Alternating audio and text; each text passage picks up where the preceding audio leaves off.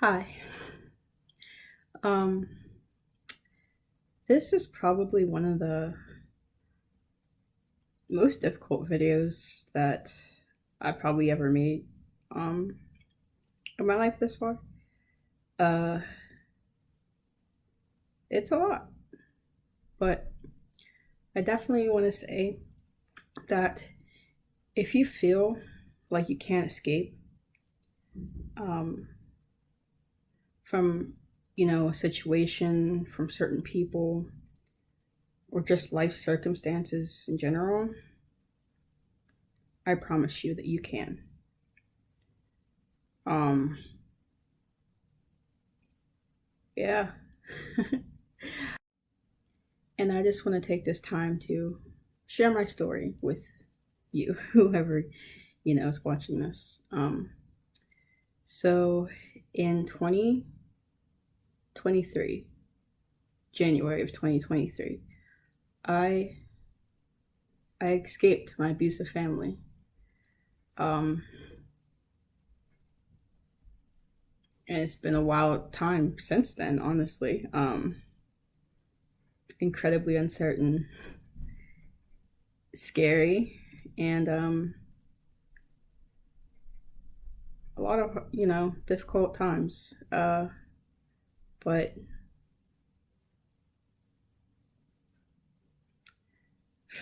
uh, but it was so much. It was very, very worth it, and I would do it again, do it forever. um, so making the story long. so when I was 2 years old, my mom passed away from cancer, uh, which left my father as a single parent. Um, and shortly after, my dad remarried, and yeah, she was abusive. She would physically beat me and my brother, for funsies, to be honest, whenever she kind of felt like it, like for whatever reasons. Um, and I don't know. That was difficult, and it was sad because, like, sometimes, like, a lot of times, like, my dad would be standing in the corner watching as we're just getting beat for fun. But overall, it wasn't. I don't particularly consider it like too bad. Um, because looking back on it, it's like, yeah, I know that was bad, but like physical pain heals, and like you forget the pain, and like, you know, it definitely kind of what it is what it is. Um, but eventually they got divorced, and it was just back to me, my dad, my brother. Um, and it was it was decent. Like, I mean, I don't know. Like, I really love my dad. Shit. I mean, I love my brother too. Um, but that was another thing. There was lots of times when gosh, my brother would be like abusive to me too. Just randomly hit me for funsies. I guess he saw it happen with my stepmom. I guess because yeah. Um, and he would always threaten me if I told dad. Um, and it was tough and scary, but whatever. I guess. I don't know, but I don't know. It's like these were the people that I cared about, I guess, and to a point, like, I kind of felt bad if they got in trouble. I don't know. Like I said, I was still young. Um, but just wanted to make something clear because, you know, people. I always wanted a mom.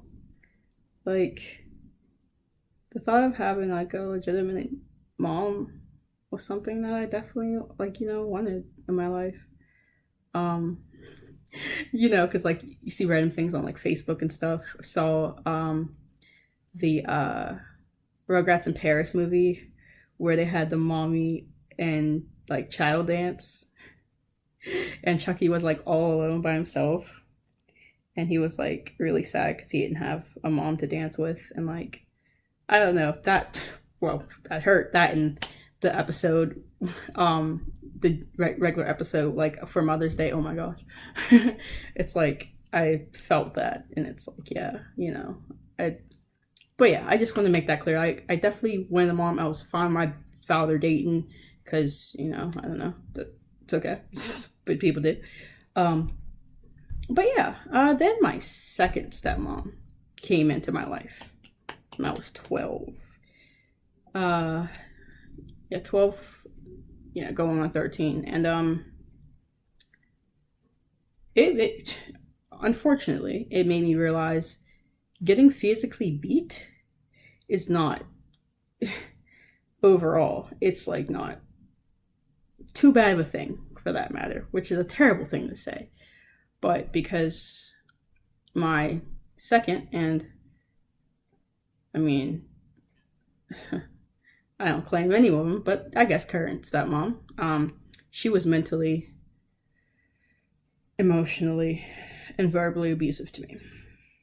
And that was far more difficult than the latter, I suppose, because unlike physical pain that heals and you forget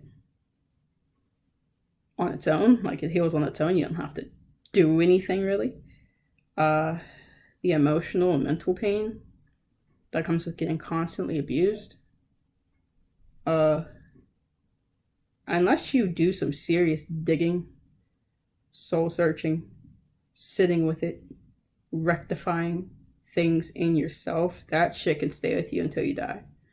So it's like, it was a lot more difficult to deal with, especially because like it changed a lot of parameters of my life at that time. Because back then when I was a kid and with my first stepmom, like yeah, it was scary when you feel like it was beating time, but it was released quickly, and after that she kind of was like, okay, go away, either go to your room or go back to doing whatever you were doing for that respective matter. But the second stepmom, that wasn't the case. Because the abuse was constant, and I saw her mask come off the third time I was around her. I happened to be over her house, and she was commenting on my outfit. I guess there, it didn't match, so she was commenting on that. And I replied something to kind of give my reasoning. And she's like, "What's wrong with you? Are you retarded?" Oh, good God. And yeah, that's when I knew this was going to be a ride. And then after that, only after a month of her and my father knowing each other, they decided to get married. Which, despite me being young, despite me being 12 years old, and in the 6th grade, I knew that just didn't add up. That's something that just shouldn't be done, generally speaking. She started, coming over our house more, staying over. Same with her with her daughter, my stepsister. And she would just be doing small things, I suppose.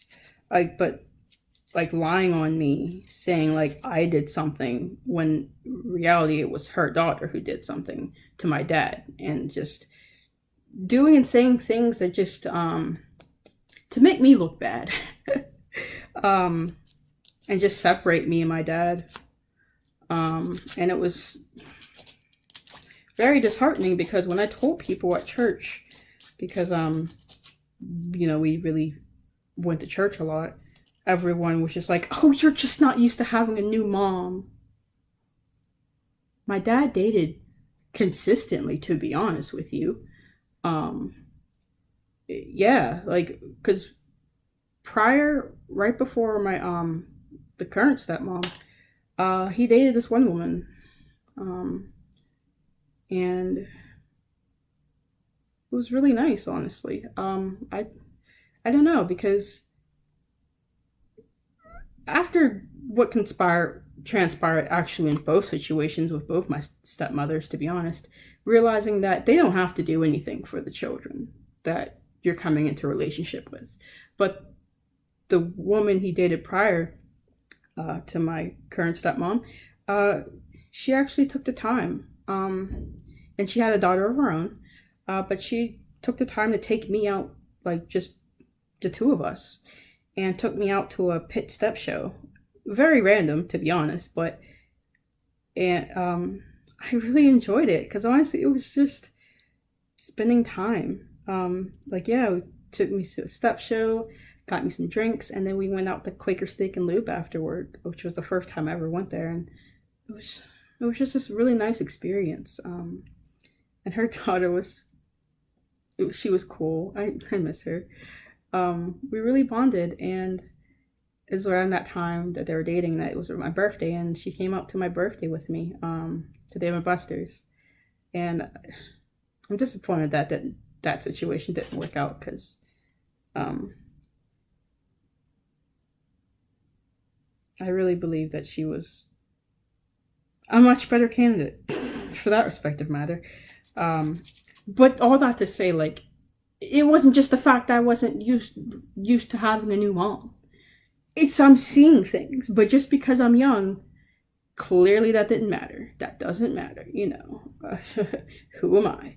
Um, so yeah, and it was kind of to the point that like she moved in, um, had to start sharing a room with my stepsister.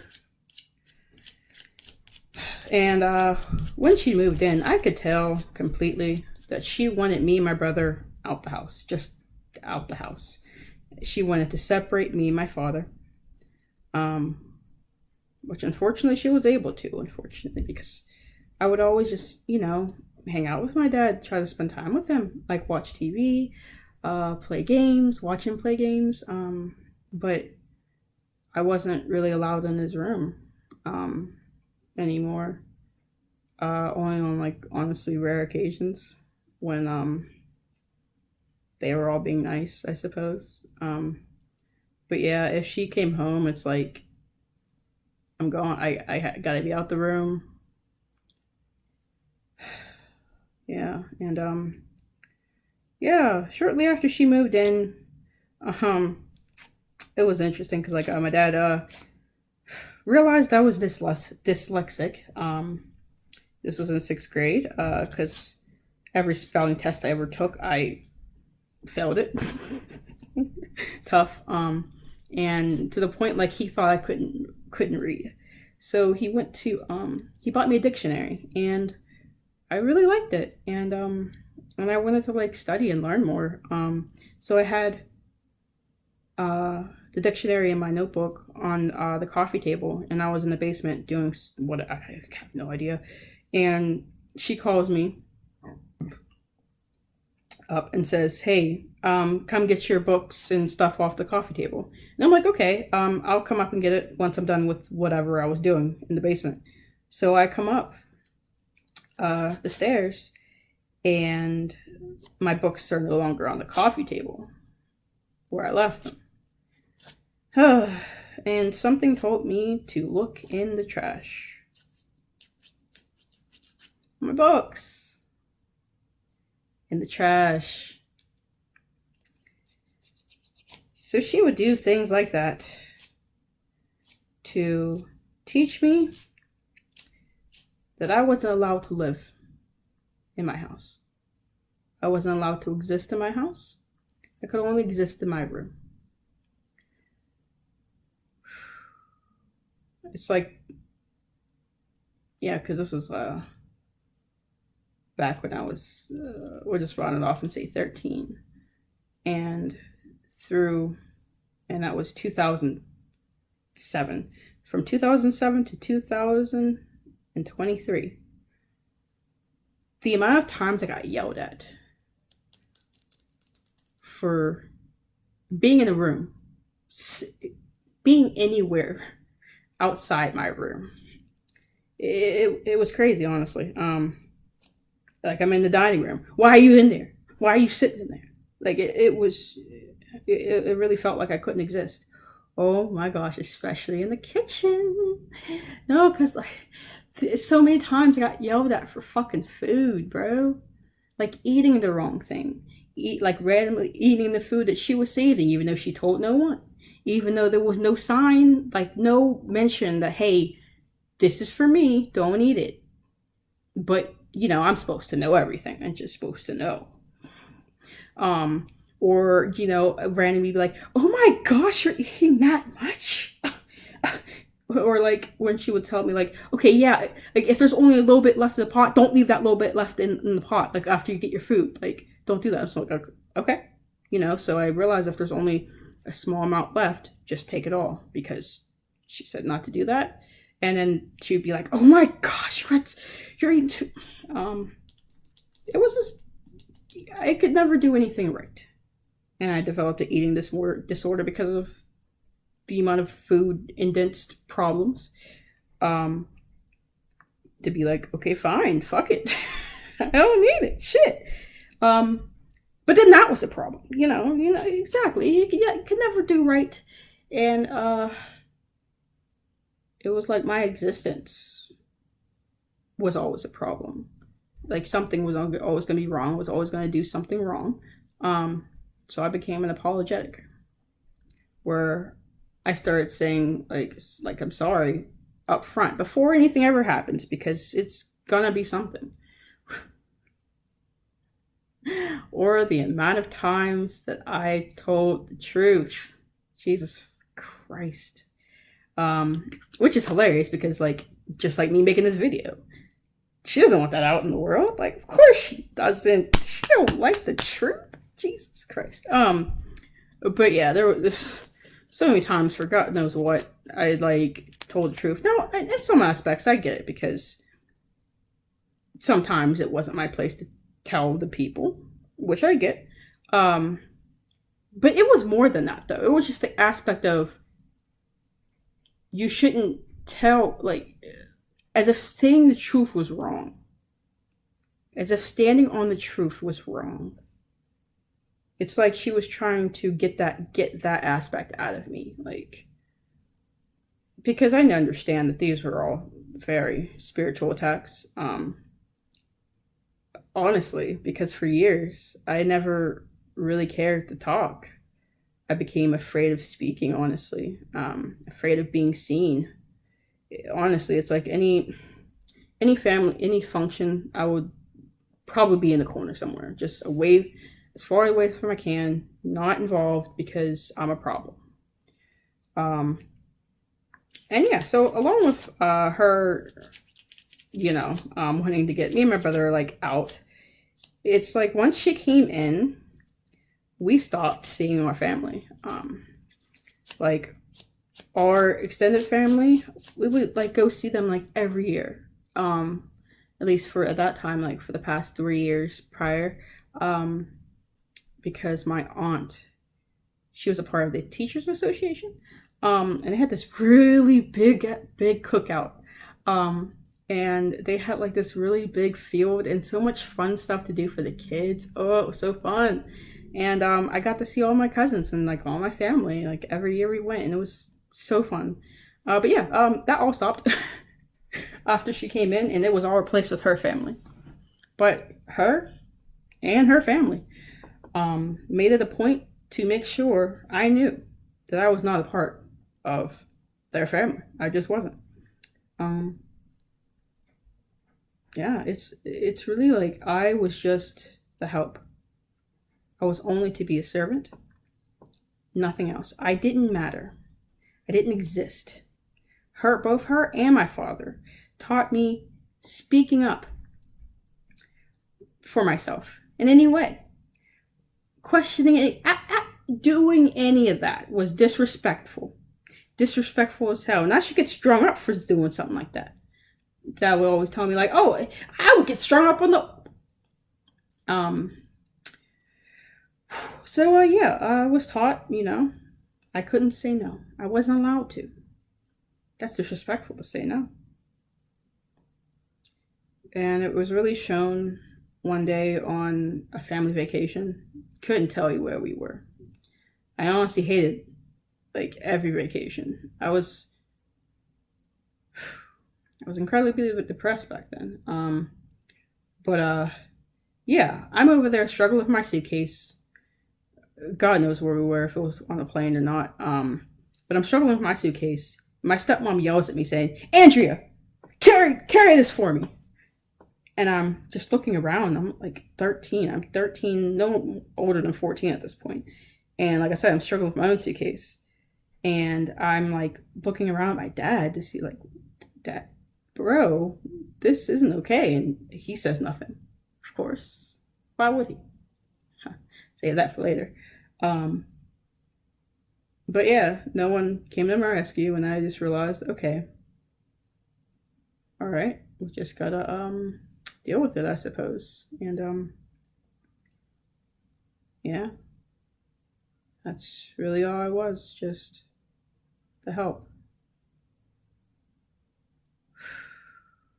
But the funny thing was, because it could have been that vacation, because I remember specifically a vacation where I got yelled at for talking. I mean, yelled, like, shut down for talking, to the point where it's like, okay, fuck it, we're done.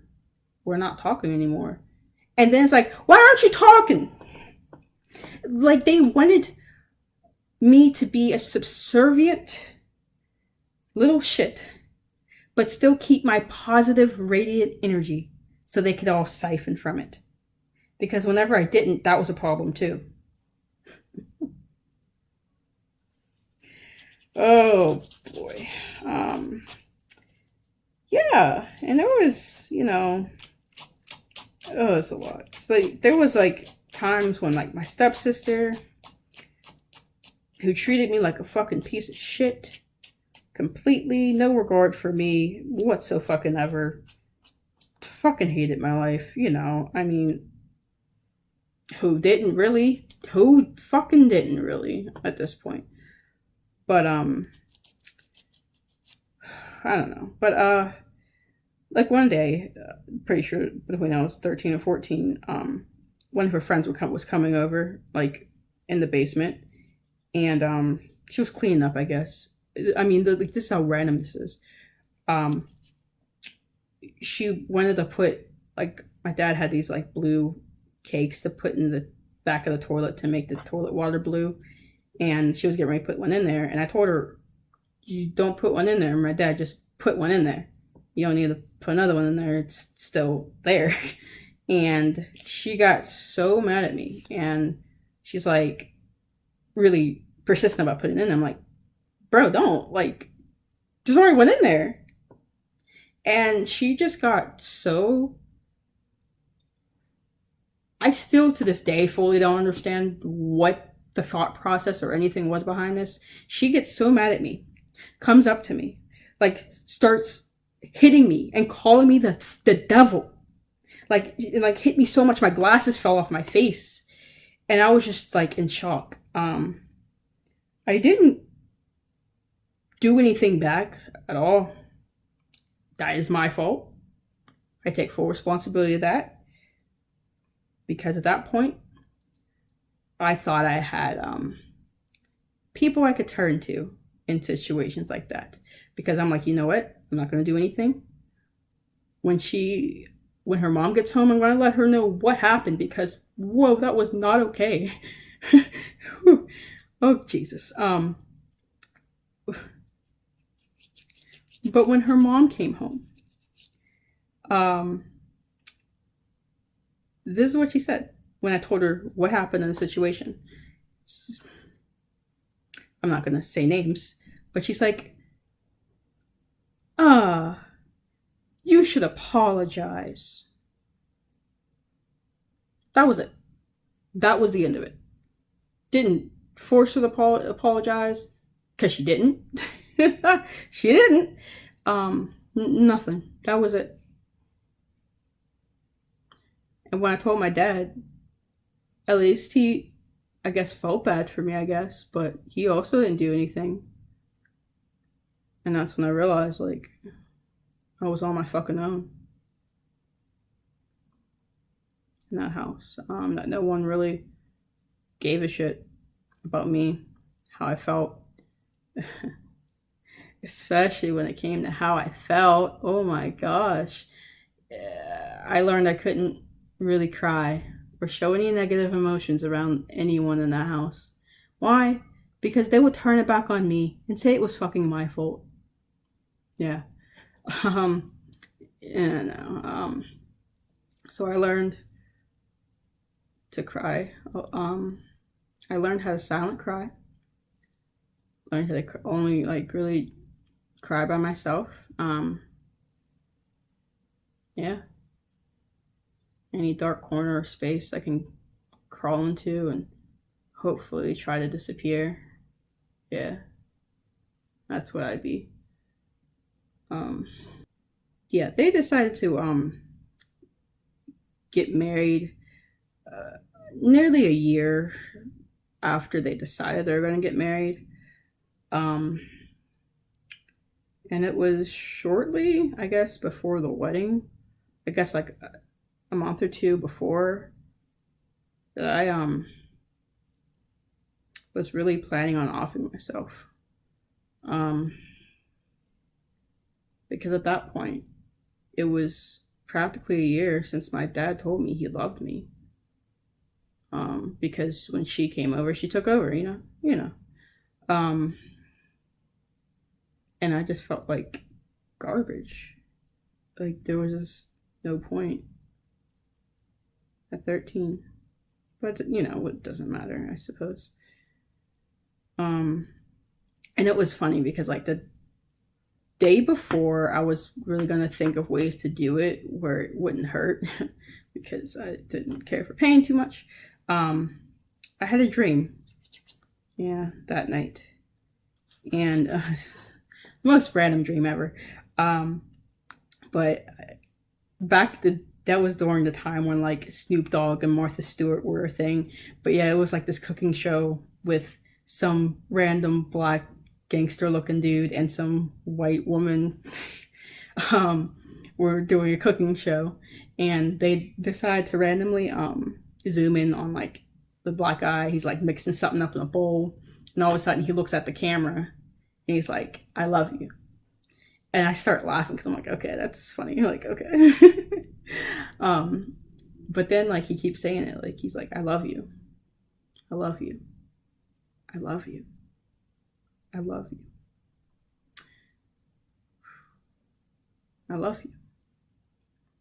And it's like after a while I realized that like that was Jesus telling me how much he loved me. Because at that point that's the only thing I really wanted to hear.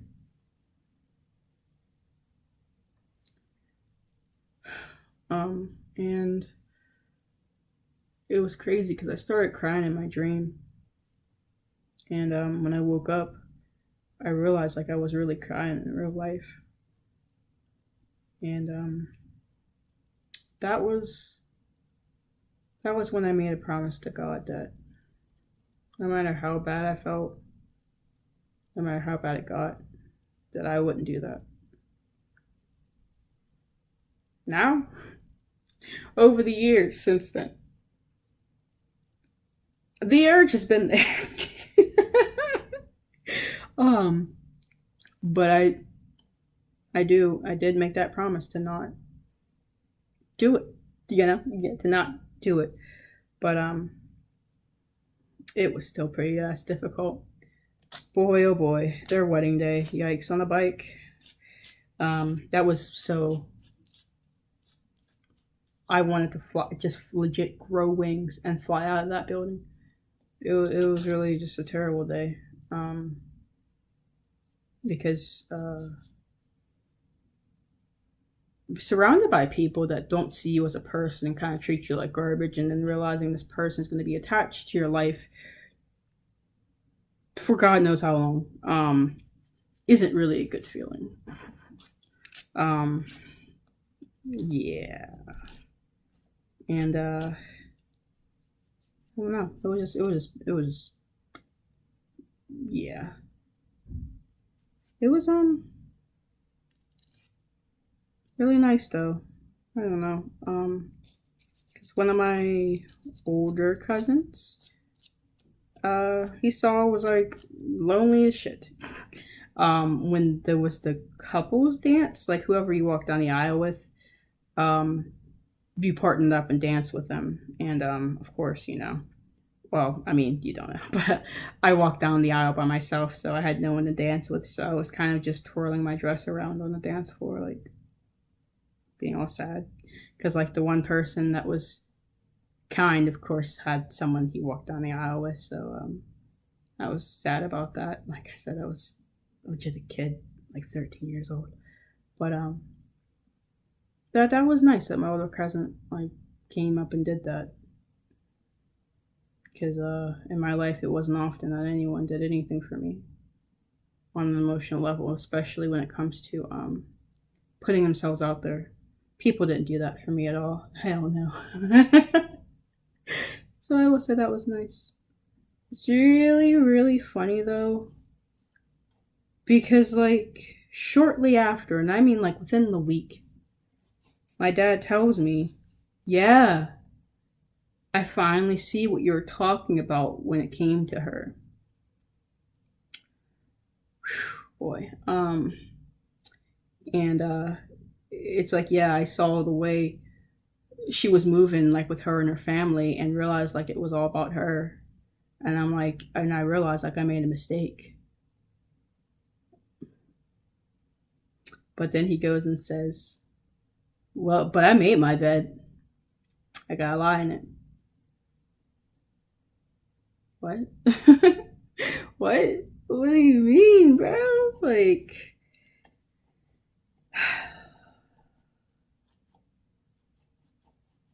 I really don't understand that. And I would ask him over the years, like why they were still together, if he felt that way, you know, 5, 10 years later, 15. And he would just be like, well, I made my bed. And lying. As if you never got a divorce before. It was interesting. Or the other times I would ask him and got an answer, and he's like, "Well, I don't want to end up on the side of the road, under a bridge in a tent." And like,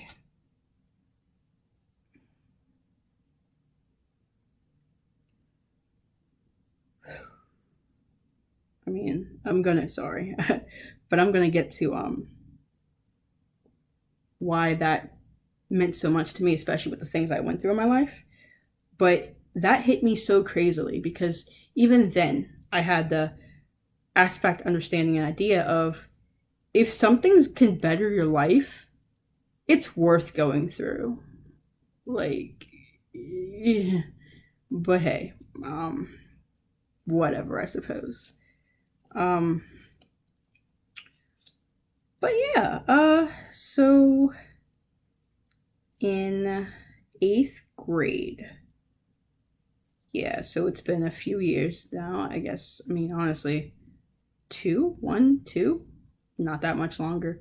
Um, my brother decided he was gonna try and kill my dad. Um, that was a scary night. I was completely asleep and I heard my stepmom yelling and for me and my stepsister to come down to the stairs. And I saw the blood where my brother cut him on the arm and the neck.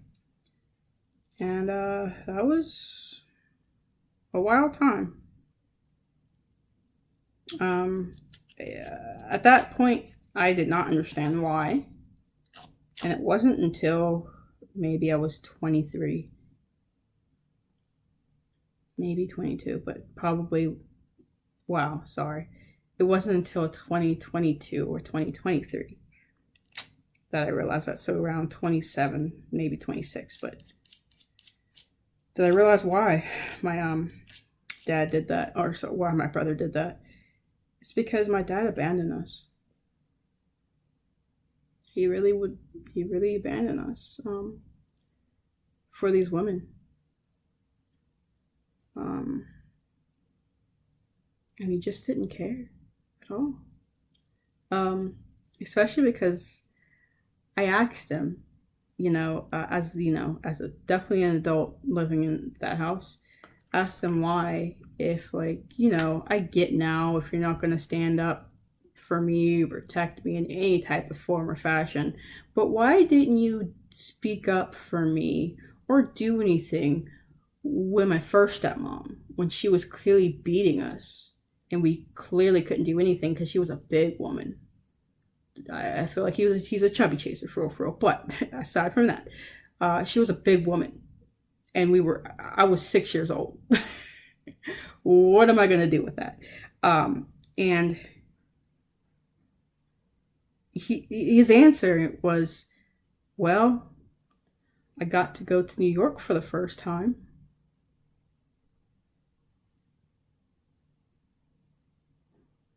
What kind of fucking answer was that, bro?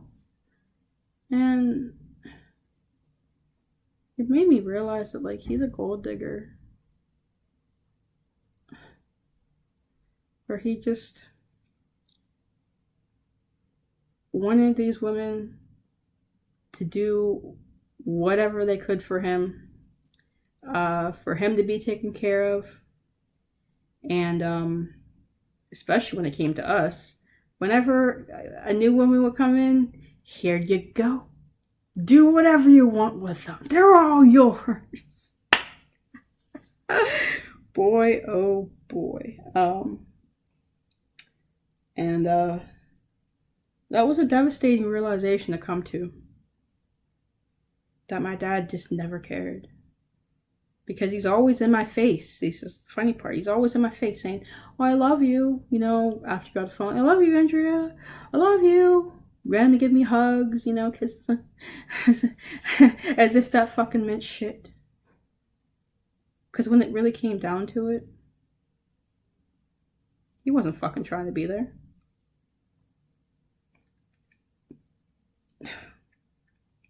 And despite how I sound and feel, or, whatever, I don't mean any disrespect to him as a person. Because I understand, whatever. We're all people. We're all people. And we can make our own decisions and choices. And people aren't going to think the same. Something I clearly had to understand. But it was just the realization from this. Given it so far away from what he was trying to make me perceive as the truth. Because he was always like, oh, I love you. Do you know? But get there too.